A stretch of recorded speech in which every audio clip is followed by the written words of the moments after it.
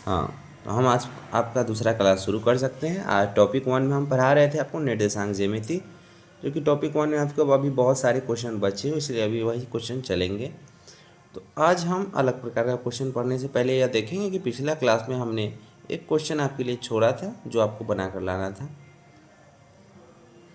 लेकिन हम आपको क्वेश्चन बतला देना चाह रहे हैं क्योंकि किसी को कुछ समस्या नहीं होनी चाहिए। जैसे कि क्वेश्चन देख रहे हैं कि ये question a comma B minus A comma minus B, तो इसमें हम क्या करें, डी बराबर लिख दिए, रूट दे दिए x2 माइनस x1 का होल स्क्वायर जोड़ y2 माइनस y1 का होल स्क्वायर लिख दिए। ठीक है, अब इसमें हम क्या किए कि यहाँ इसको हम x1 लिख दिए, कॉमा इसको y1, इसको x2, कॉमा इसको y2। अब ये देखिए x2 है तो x2 कहाँ है, खोजिए। यहाँ है ना।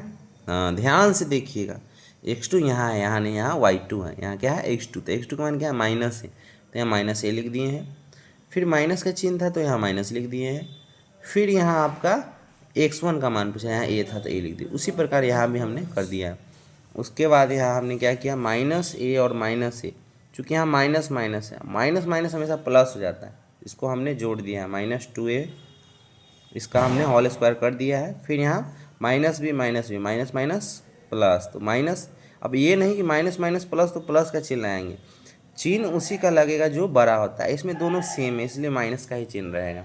इसको सिर्फ अंदर में जोड़ेंगे, जैसे b और b, इसमें एक छुपा हुआ, इसमें एक छुपा है, एक एक जोड़ेंगे तो 2 हो जाएगा, यहाँ b और माइनस का चिन्ह हो जाएगा, इसका होल स्क्वायर हो जाएगा। -2a में -2a से गुना करेंगे तो 4 आएगा, और माइनस माइनस कट जाएगा, इसमें भी उसी तरह करेंगे तो 4b स्क्वायर हो जाएगा।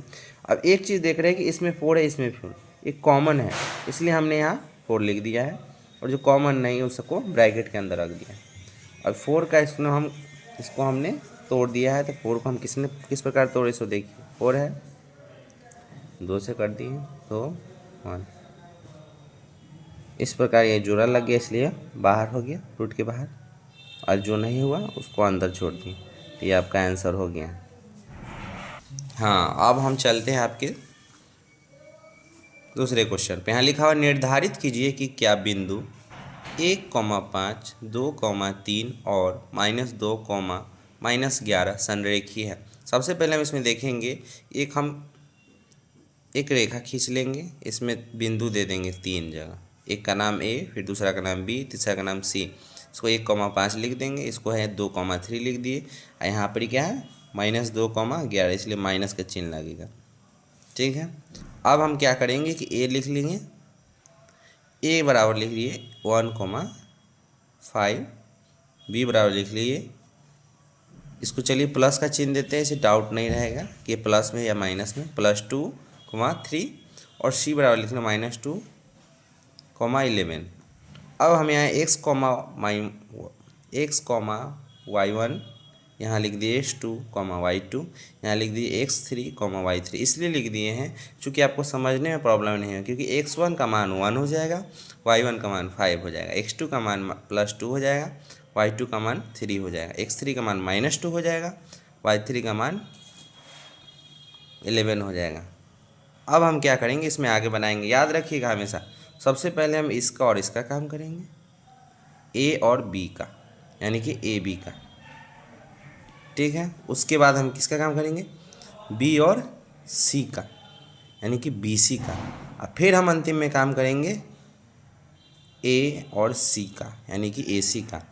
अब याद रखिएगा कि संरेखी होने के लिए A B plus B C बराबर होना चाहिए ए सी के, इसको दोनों को जोड़कर जो आएगा वो लिख देंगे यहाँ, इसका मान यहाँ लिख देंगे। अगर दोनों बराबर होगा तब संरेख होगा, नहीं होगा बराबर तो संरेख नहीं होगा।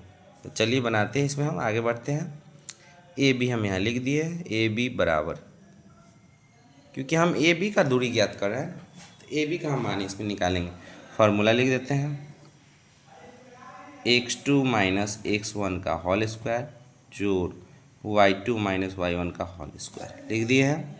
इसमें हम बैठा लेते हैं, x2 का मान कितना है, देखिए यहाँ x2, इसके ठीक सामने इधर देखिए 2 है, प्लस का, माइनस x1 का मान कितना है 1, इसका स्क्वायर कर दिए है। उसी तरह y2 का देख सकते हैं आप, यहाँ कितना मान है 3, y1 का मान कितना है 5। अब हम इसको हटा देंगे, 2 में से 1 गया तो 1 बचा, इसको स्क्वायर हो गया, माइनस 3 में से 5 गया तो -2 का स्क्वायर हो गया। अब देखिए हमने 1 का स्क्वायर किया तो 1 आ गया, -2 का स्क्वायर किया तो 4 आ गया, और ये दोनों को जोड़ दिया तो ये √5 हो गया। और उसी तरह हम इसका भी कर लेंगे, BC का कर लेंगे, उसके बाद फिर AC का कर लेंगे।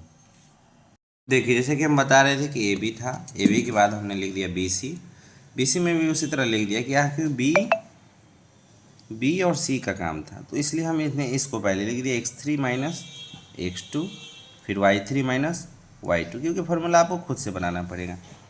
तो हमने क्या किया, x3 का मान -2 था वो लिख दिया, इधर x2 का मान 2 था लिख दिया, माइनस पहले से, तो माइनस मैंने प्लस कर दिया, माइनस का ही चिन्ह था, प्लस हो गया सिर्फ। उसी तरह माइनस प्लस हो जाएगा, लेकिन यहाँ चिन्ह माइनस का ही रहेगा।